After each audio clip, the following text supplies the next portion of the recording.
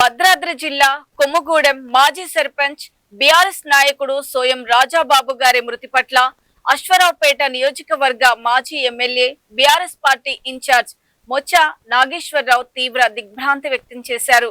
కొమ్ముగూడలోని వారి నివాసానికి చేరుకొని రాజాబాబు పార్థివ దేహానికి నివాళులర్పిస్తూ కన్నీటి పర్యంతమయ్యారు. వారి కుటుంబ సభ్యులను పరామర్శించి ప్రగాఢ సానుభూతి తెలిపారు. గ్రామ అభివృద్ధి కోసం, పార్టీ కోసం వారు చేసిన సేవలను గుర్తు చేసుకుంటూ వారి ఆత్మకు శాంతి చేకూరాలని ప్రార్థించారు. రాజాబాబు కుటుంబానికి పార్టీ ఎల్లప్పుడూ అండగా ఉంటుందని ఈ సందర్భంగా ముచ్చ నాగేశ్వరరావు భరోసా ఇచ్చారు.